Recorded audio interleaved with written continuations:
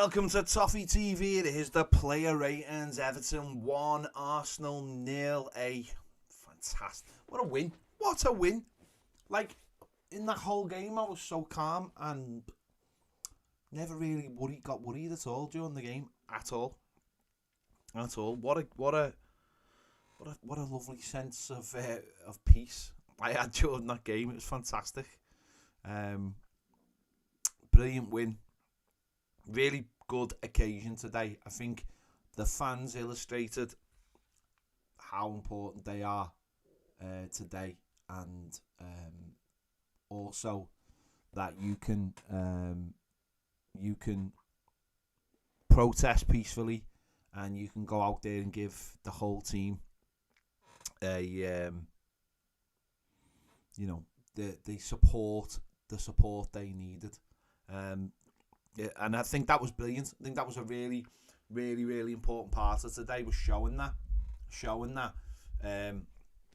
I've just been listening to Alan Stubbs actually talking before the game on the coverage on BT, and saying it sounded like he'd been reading my tweets actually, and he said there's been a lot of nonsense said about like the fans, and also he also mentioned what Dyche had said in the press conference about the fans are gotta be with us, I thought that was interesting, because the fans were always going to be with them, and they were always going to be with the team, no matter what. Team put it in today. Proper good Everton performance. Sean Dyche got us organised. But what I really liked about today was that we were aggressive, and we were still trying to push on to grab a second goal rather than just sit back and wait for them to get some chances, which is something. There was a lot of bravery today, a lot of bravery out there, which is hugely important. Going after them, even when you're 1-0 up, going after them, trying to get another goal. That has not been seen for a long while. It hasn't been seen under Frank Lampard for a while. In fact, it was probably one of the reasons why he got the sack. Going up 1-0 against Wolves, going up 1-0 against Southampton. And it also makes a mockery of, again, fans being criticised for wanting the team to go forward, not being happy with players just passing it round the back. Again, proven. Fans know what they're talking about. Proven that when you're 1-0 up, you shouldn't sit on it. You should be going after more goals. And I think we did that today. And obviously we didn't score a second goal, but it was huge that we just kept the aggression going. Maybe he's played in a slightly different way, but yeah, it was really, really big performance to that, and that set the stand. I mean, that's the best performance of the season. Well better than the Crystal Palace game, because Crystal Palace, I thought on the day, just didn't even have a midfield. I said that then, and I'm saying it now. They didn't have a midfield that day, and we just walked through them. It was dead easy. Today was backs against the wall type of game, but we didn't necessarily play like we had backs to the wall. I thought we were quite comfortable for a lot of the game. I thought our shape was really good, and it meant they struggled. We forced them wide and then dealt with the crosses. And the good thing about today is a lot of people will have a lot of different man of the matches, and that's really important. Getting back to what team performances are like. So a huge performance, and you know, today we were united. Well, okay. Listen, not everyone will have been doing, being involved in the protest and all that kind of thing, but that's fine. That's up to them. That's up to them. But once everyone was in the stadium, then we were all together when we were all united, and that's what everyone said that was going to happen. That was what everyone said was going to happen, and you listen to the doom mongers, and this is why I keep on saying about people saying, well, Everton fans being toxic, and I hate the fact that other Evertonians play into this. It actually burns my head out. I don't mind if it. Well, I do mind journalists saying it, but journalists who don't cover Everton haven't got a clue. What burns my adult is when other Evertonians say, "Oh, it's the fans this, it's the fans that." It's never the fans. The fans just voice their opinion on what they see in front of them. Fans know more than anybody else knows about this football club, including the people who run it. And when other Evertonians say, "Oh, it's toxic, it's terrible, it's this fan, it's that fan, or it's this," it's bollocks, and it burns my head out more than anything does in connected to Everton. It really does. It really does. This idea that Everton fans are going to go the match and want to be disappointed and want to just sit there and moan. It's absolute nonsense. It really is. And it's important that what is important is that on a day like today, when Everton have done really well, that they get praised massively, and they will get praised massively. Because as I said, there could have been a lot of different man of the matches today, and that's what's important. But let's get into it anyway. Jordan Pickford didn't have to make loads of saves, quite untroubled in the first half. Obviously, a lot of his kicking was a lot different today, a lot more long ball, not as many short balls to his centre backs and to his defenders. He made one, I think, good save when we were 1-0 up, pushing one out, but he didn't have to do loads, to be honest. He didn't have to do loads at all. So I'll give him a 7.5. He's quite a calm and influence. Again, not an erratic, and he hasn't done anything erratic for a while, to be fair. So pretty standard day for Jordan Pickford today. Obviously 4 at the back. Seamus Coleman, I thought, again, led by example of being a captain. Done really well to stop them, because at times our fullbacks were narrow. We stayed narrow, and then the two fullbacks got out of the wide players, and I thought they both did that really well today. Seamus was putting in some good crosses as well, and defended really well at times, so I've given him an 8. Again, captain's performance. Michalenko, again, good performance. Again, not necessarily getting as high up the pitch as Seamus Coleman, but maybe that's just not going to be a part of his game at all. Again, I think, when he's given a job to do like this, he's a better defender when he's given a job to do like he was given today. We've seen that against the likes of Salah. I think when there's a lot of movement around him, I think that's maybe when he can become unstuck. I think the job he had today was made simpler for him, because it was trying to stop the man he had, and he done a really good job to him, to be fair. Again, that kind of way of playing probably just suits him, and he defended well. I've given him a 7.5, just because he just didn't get as forward as Seamus Coleman. The two centre backs, Connor Cody, some big. I think he had one off the line, didn't he? In the first half to keep it at 0-0, which was massively important. At times does he sort of come out of his position a little bit too easy. I think, early on in the game it looked like that. But again, him and Tarkowski settled down, and I think they are the best partnership. He may not be the best. He may not be a better defender than Mina, but I think the partnership can be built on. I think they have their own strengths and weaknesses that complement each other. They both play a lot of games. They play. I don't think either of them have missed a game, bar Connor Cody against Wolves, obviously because he was on loan. I think they've missed a game. So that's a massive importance as well, because think of in the last couple of years how many different combinations we've gone through as centre backs. So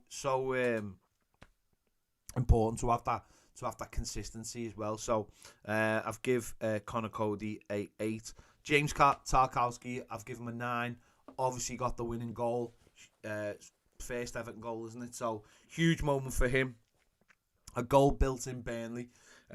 He just wanted it more. I've just been watching it again. Odegaard's trying to block him off, but he just wanted it more. Kept his eye on the ball, and it was actually quite a simple header. Really, it was a really good ball in actually from McNeil. put it sort of right under the. I don't know whether they'd looked at the goal. I don't think the goalie is amazing at dealing with crosses. So maybe that's why they were trying to put those certain balls in. And listen, though, I'll come on to McNeil, but obviously Tarkowski's worked with Sean Dyche before, and if he knows there's a strength in there from set pieces, then he's going to go for it. And it was a lovely goal, but he played really well again. Heart on the sleeve performance, getting Zed in everywhere. That's what the centre backs did. And I think today they were just giving a bit more protection, if I'm honest, as well, which really helped them out as well. They were defending. There was a lot of nicking the ball rather than blocking the ball. I think in the last few games we've been in a lot of games this season they've been defending by putting blocks in and stuff. I think today there was a lot more just nicking the ball and doing because once we were forcing them wide and filling the box. So I thought they defended, both of them defended brilliantly. The midfield, obviously the midfield. It was again back to a 3, but it was the first time we've seen this 3 of Garner, Decore and Onana. I thought Garner looked like the Garner of old today, getting round the pitch, knowing he had a couple of players in there with him that were doing the same job. Obviously, when Iwobi's in there, he obviously plays more as an 8.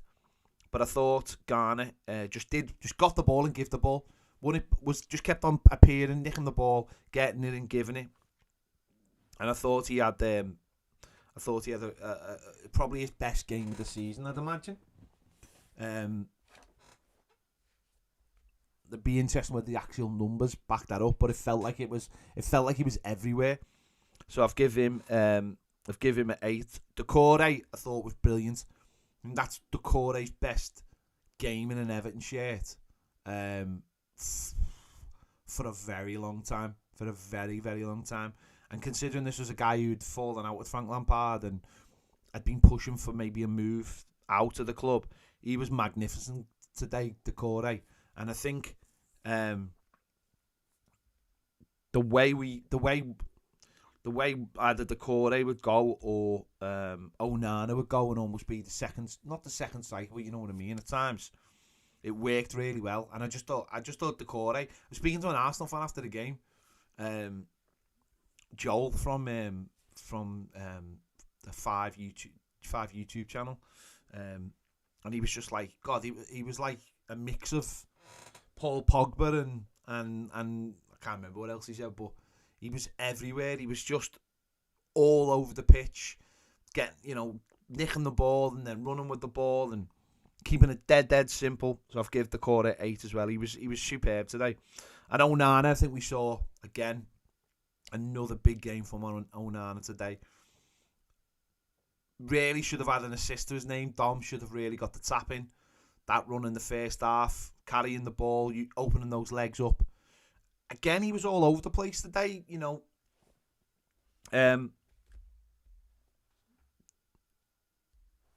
Decore is a little bit more to the right and Onana's a little bit more to the left on the heat map. And Garner's just everywhere. And that sums it up. If you look at the heat maps of the 3 players, they're covering the whole pitch, those 3 players. There was so much industry from them today. Decore probably getting into the box a little bit more than the other 2. Only just, I think, from Onana. But Onana was brilliant today. I've given him an 8.5. He was just everywhere. And again, just showing he's really settled down as a player in the last month. Since the World Cup, he's massively settled down. I know there was question marks before he went to the World Cup about maybe, just in general. But I think he's massively settled down. I think he's been our best performer since the World Cup. I know that hasn't been that difficult, but I think he's been a standout performer. And I thought again today, it's probably a lot of people's man of the match today. Probably a lot of people's. I've saved that for Tarkowski because he was the match winner and obviously he defended well. But he probably was a lot of people's man of the match. He's just keeping it nice and simple, just nicking the ball. And when you look at those 3 midfielders, those 3 midfielders could get a lot of joy. And I know, I know Iwobi's been a standout in there this season, but for what we actually need against what. Iwobi can have a few good games, and it can be, yeah, he's done well today. You know, he's done well, and he's done this and he's done that. But if we've come out the game and we've lost it, then what's the point? And maybe Iwobi, and I'll come on to Iwobi next.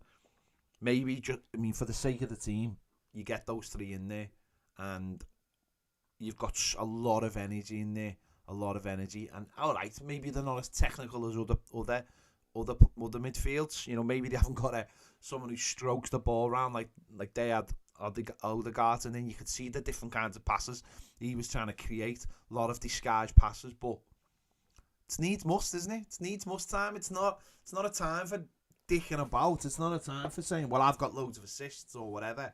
It's a time for rolling up the sleeves, digging in, and outworking the opposition. And I just thought those three today, with Onana being probably the best of the three, I thought that's again, sometimes when a manager comes in, they give you a little platform, you know, to show, or you look at them and go, right, what's going to work, what's going to change, where's going to be the change from the last manager? And I thought that midfield three showed a massive difference to me. I mean, it was a massive difference all over, just the energy levels. But the midfield was excellent. On to Iwobi. Solid, hard-working game. Never really had huge moments in it. But, again, put a real shift in. I'd like to see his crossing, because he's going to be doing a lot of it. I'd like to see his crossing improve, where he's just getting them into the box with a bit of pace on them. I think he's got a technique when he crosses that he's trying to be clever and put a little bit of like whip on it, and it normally doesn't get past the first man. So I'd like to see him just get his foot behind the ball and rocket some crosses into the box, because again, that was another thing we were seeing today. When plays were getting wide, we were getting men in the box. That hasn't been there. I think in the last game against West Ham, I think we had something like 38 crosses or something into the box, but every time we had a cross in, there was only Dominic Calvert-Lewin in there. You need to mix it up. You need more numbers in there. So just need to improve that, I think. I've given him a 7.5. As I said, I think he was pretty solid today. Worked his bollocks off like everyone else. He's a team player, Iwobi. That's the one thing I would say that has come out of the Frank Lampard era at Everton, is that Iwobi now looks part of the setup, doesn't he? I mean, whether that's enough to get him a new contract, I don't know. But he looks part of, like, he'll work hard for the team. Whereas before that, he looked like someone who wasn't quite. He was on the outside rather than the inside. He worked really hard for the team today. And on the other side, Dwight McNeil was the same. They were swapping, and obviously Dwight McNeil got the assist as well. What they were both doing today was chasing lost causes, which just hasn't been happening in the last few weeks or the last few months. Just chasing lost causes, and it doesn't half make a difference.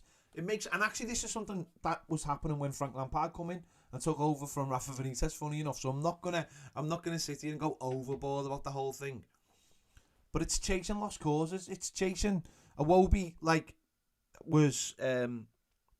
Iwobi won the corner that led to the goal by, you know, trying to get a cross into the box, getting it off the defender. It's those little moments instead of, because what has been happening is, and it's just like these minute things in football, by the way, that maybe don't always stand out. But where Iwobi had the ball, we have had a tendency to check back and then to start again under Frank Lampard. Whereas today we were just getting the ball into the box, got an opportunity to cross it. And it's those little things, I think, that make a difference. If Sean Dyche is working the plays and saying, right, push forward, get it wide and get balls into the box. No dicking about with it. I want to see the ball into the box. I want to see men in the box. Because if we get Dominic Calvert-Lewin, Decore, Onana in the box, and we've got players crossing it from the left and the right, we're going to create opportunities. I mean, we should have scored 3 times in the first half from crosses. So, you know, we could have been 3-0 at half time. We had all the chances in this game. Let's not forget that. It wasn't like we nicked a 1-0. Well, we did. But you know what I mean? In the first half, we had 3 massive chances. And they're the chances that have been going begging. And I think it's dead important that those little things get noticed, by the way. getting the ball in the box. Okay, it's the defender, you get a corner. Score off the corner. That's massive changes. Because what's been happening, it's been like death by 1,000 cuts under Frank Lampard. It didn't just all horribly go wrong in like a very quick moment. It was like just little things started creeping into the game. The lack of bravery. So then we're not because we aren't brave enough to fill the box with midfielders. So what do? We have one man in, the player gets it wide, and instead of crossing it, because there's only one man in the box, he goes back and it goes round the edge of the box, and then we lose it, and then we're not set up, and they were getting countered. Look at the goal against Wolves. Look at the free kick that was won against Southampton. Those goals came from losing the ball on the right-hand side. And it is those little things where the manager will be saying, just put it in, but you better get midfielders into the box. And again, that's having fitter players as well, by the way. That's having players that are prepared to commit because they know they can get back. That's having that little bit of extra in their legs. So, Iwobi and Dwight McNeil, I've given Dwight McNeil 7.5 as well. Both of them kept the shape really well. They kept it nice and simple. When there was an opportunity to get in the box, they got it in the box. And I think we're going to see more and more of that. Because we were a lot more direct today. There was no dicking around with it at the back. Let's be how good was that, not seeing us messing around with it at the back with it? There was a couple of times, but when it was more like the midfielders getting it quite deep and trying to turn. But hopefully the next week they have another hard working week, and we see more of this. But as I said, not quite going to go overboard about it just yet because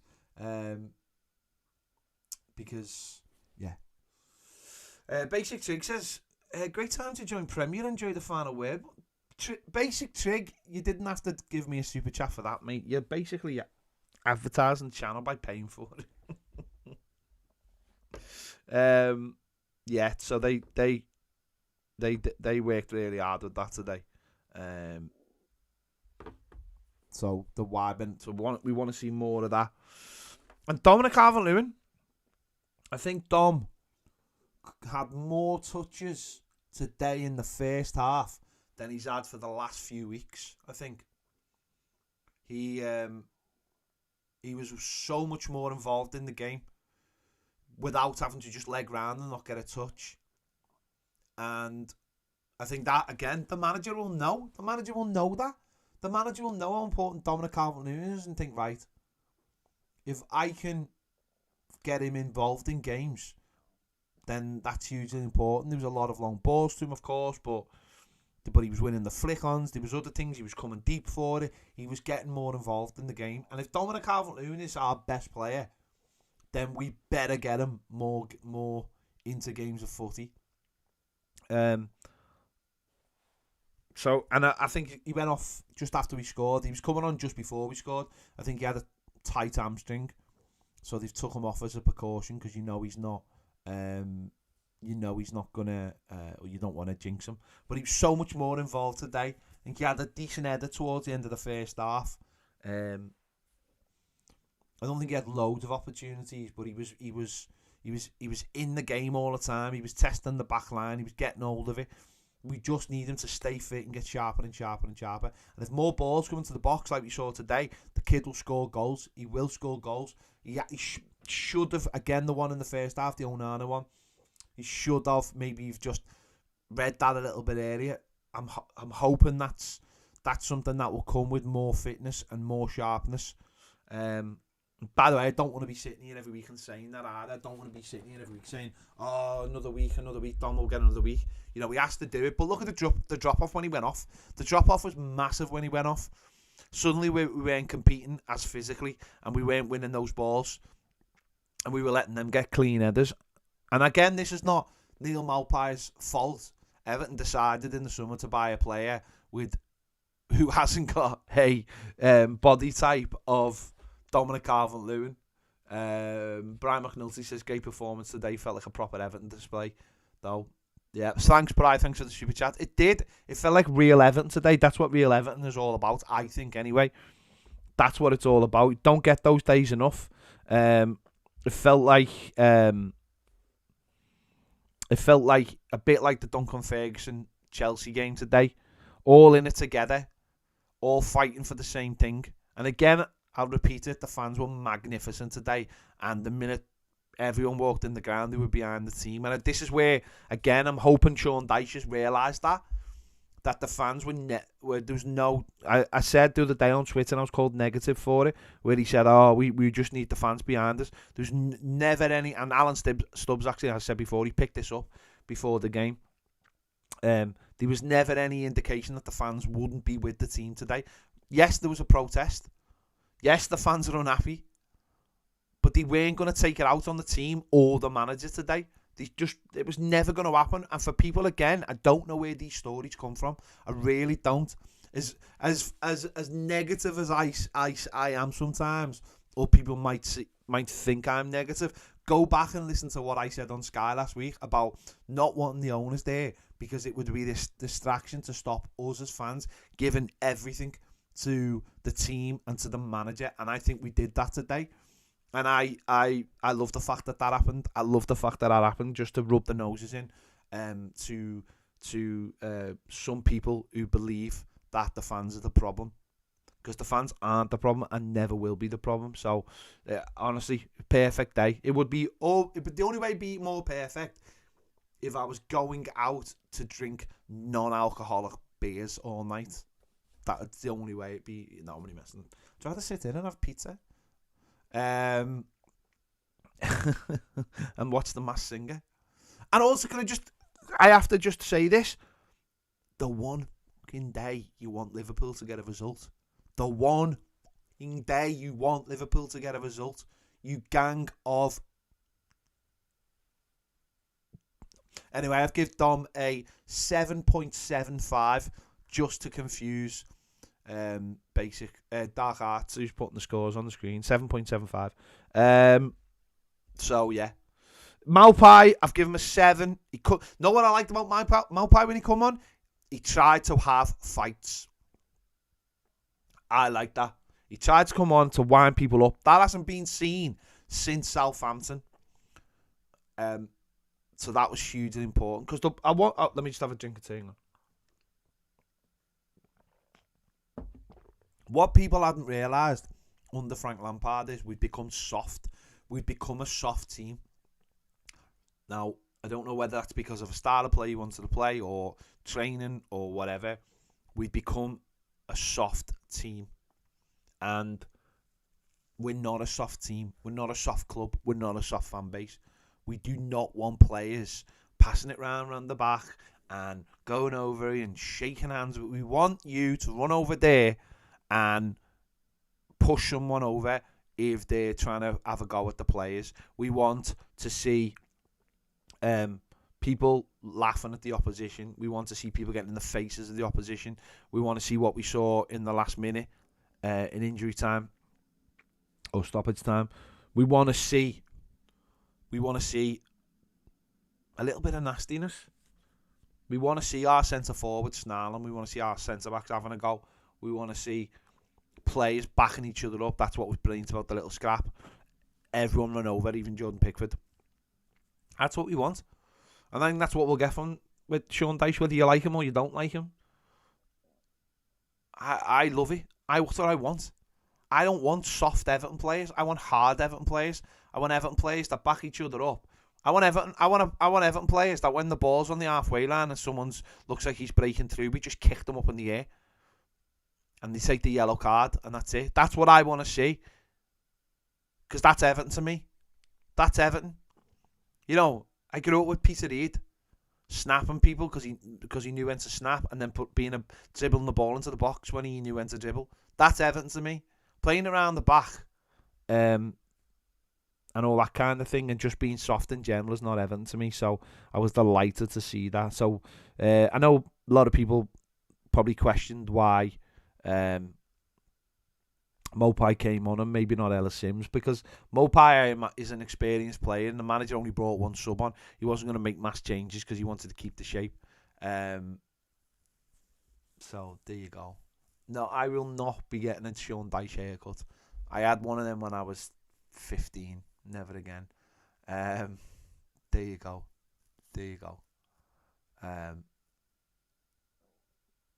Yeah. There you go. Yeah, so that was that. So it was. Listen, great day. It's 1 win. It's a starting point. We're still in the bottom 3 for now, unless, well, we could be out of it if West Ham get beat. Can we? Well, they got beat 4-0. Yeah. But listen, it's a win. We need it. Give us a little bit of belief. And we can go forward with this now, and hopefully a bit of positivity, and we'll see what happens. We'll see what happens going forward. But there you go. Good win. Good 3 points. Couple of scraps. All good in my book. There you go. Make sure to check out my Glasgow reactions. Loads of stuff in there, including like basically the Glasgow when we scored, because I managed to somehow film it. And yeah, there's a few videos on that. Check out Baz's videos as well. I'm sure he's done them by now. I know it took me ages to do this. I was just knackered from the game, to be honest. So there you go. So thanks for watching. We'll be back on Monday to do the final word live over on Toffee TV Premier. If you're not a Premier member, the link is in the description, and the QR code will be coming up on the screen in just a moment. Have a boss weekend. See you later.